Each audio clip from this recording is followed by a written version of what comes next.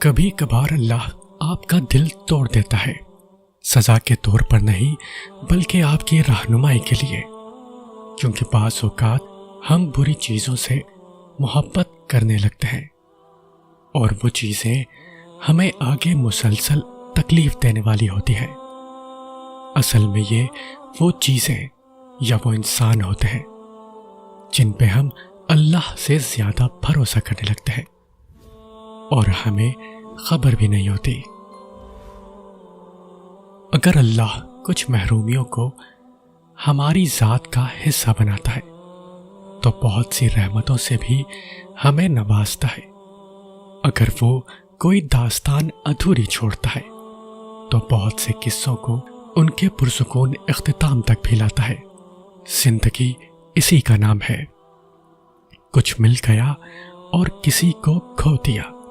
وہ ہمیشہ بے چینی میں مبتلا رہتے ہیں، اور جو صبر کر لیتے ہیں اللہ انہیں اپنی چاہت میں سکون دے دیتا ہے۔ تو پھر کیوں ظلم کر رہے ہو خود پر؟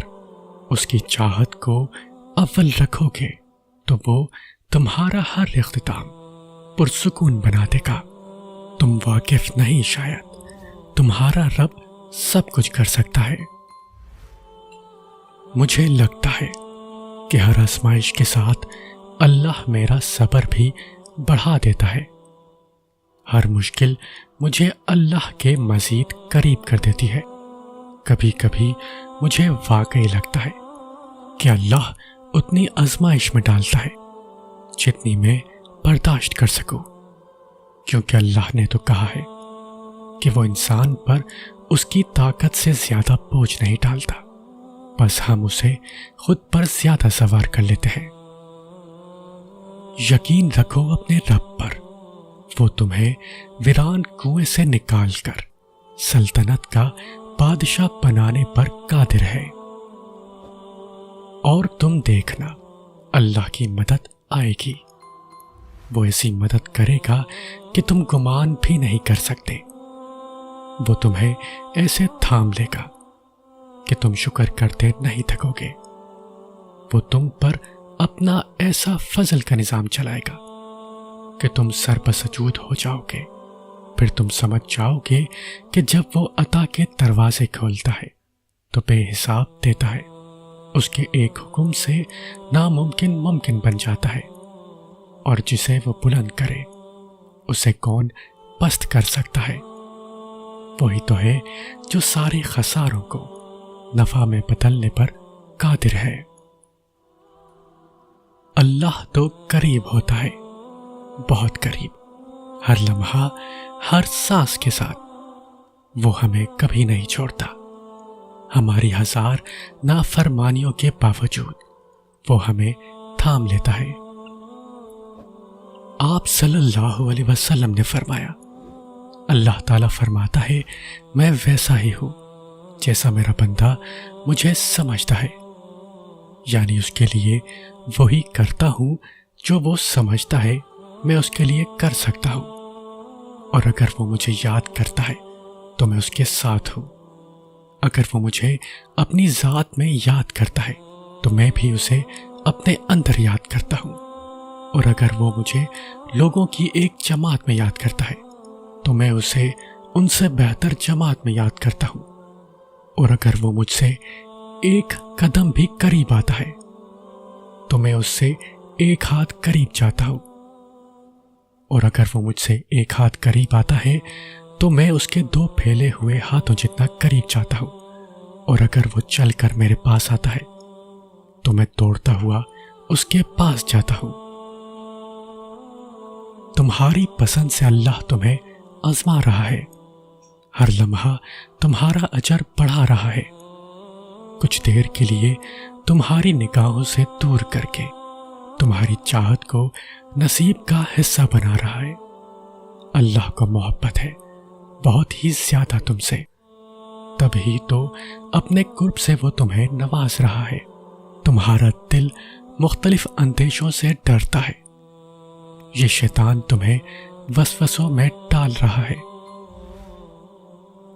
اور تم دیکھو تو ہر چیز میں ہی تمہیں اس رب کی محبت تمہارے واسطے دکھے گی، وہ جو ہر گھڑی تم پر نظر رکھے ہوئے ہے۔ کیا تمہارے غموں سے غافل ہوگا؟ وہ تو محض چند گھڑی تمہیں آزما رہا ہے، اور تم دیکھنا بہت جلد وہ تمہارے واسطے بہت آسانیاں فرمائے گا۔ آپ صلی اللہ علیہ وسلم نے فرمایا، بندے کی آزمائش اس کے دین کے حساب سے ہوتی ہے۔ اگر وہ اپنے دین میں پختہ اور مضبوط ہو تو اس کی آزمائش بھی زیادہ ہوتی ہے، اور اگر اس کا ایمان کمزور ہو تو اس کی آزمائش اسی حساب سے کم ہوتی ہے۔ بندے پر مسلسل آزمائشیں آتی رہتی ہیں، حتیٰ کہ وہ اسے ایسا پاک کر دیتی ہے کہ وہ زمین پر چل پھر رہا ہوتا ہے اور اس کے ذمے کوئی گناہ نہیں ہوتا۔ جب تمہارے سامنے اچانک کوئی آیت آتی ہے تو وہ تمہارے سوالوں کے جواب ہوتے ہیں۔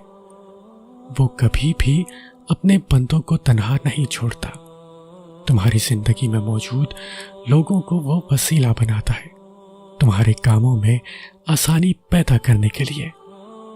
بس اپنے یقین کو ٹوٹنے نہ دینا، بے شک اس کی مدد قریب ہے۔ جب ہم اللہ کو پکارتے ہیں تو اللہ تعالیٰ ضرور جواب دیتے ہیں۔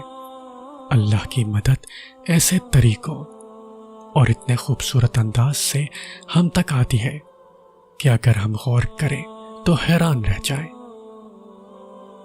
جیسے کوئی کوٹ، کوئی لائن، کوئی موٹیویشنل ویڈیو سنتے ہی دل بدل جاتا ہے، وہ ایک مایوسی کا خیال دل سے غائب ہو جاتا ہے۔ ایک بے معنی سی چیز بھی کیسے ہمارے دل پر اثر کر جاتی ہے کہ پتہ ہی نہیں چلتا۔ یہ اللہ کا جواب اور مدد ہی ہوتی ہے، کیونکہ کچھ بھی بلا وجہ ہم تک نہیں آتا۔ کچھ باتوں کے پیچھے اللہ کی مصلحت اور مدد بھی ہوتی ہے۔ جس کا حامی ہو خدا، اسے کون ذلت دے؟ عزتیں اسی کی ہیں جسے اللہ عزت دے۔ بس تم ہمت نہ ہارنا، خود کو اکیلا نہ سمجھنا، وہ تمہاری زندگی سے سارے غم، مشکلیں ایسے نکال لے گا کہ تم حیران رہ جاؤ گے۔ مت ہارو امید، یہ تو آزمائش ہے فقط کچھ ہی لمحوں کی، آزمائش کے بعد سکون کا وعدہ بے وجہ تو نہیں۔ جب تم محسوس کرنے لگو کہ آخری حد تک آزمائے جا رہے ہو تو سمجھ جاؤ کہ تمہارے معاملے کا فیصلہ اور اللہ کی جانب سے مدد کا وقت یقیناً بہت قریب آ رہا ہے۔ بس تم اللہ کی جانب سے آنے والے حکم کے انتظار میں صبر کیے رہو۔ اللہ کسی بھی حال میں تمہیں در بدر نہیں ہونے دے گا۔ سجدوں میں سرگوشیاں کرنا سیکھ جاؤ۔ یہ تو لکھ دیا گیا ہے کہ خوشی کے ساتھ غم جوڑ دیے گئے ہیں۔ بات اتنی سی ہے کہ اگر آسمان والے کے ساتھ تعلق اچھا ہوگا تو آنسو بہا کر سکون مل جائے گا، اور اگر آسمان والے سے ہی تعلق خراب ہوا تو دل بھی بوجھل، آنسو بھی اور زمین بھی بوجھل۔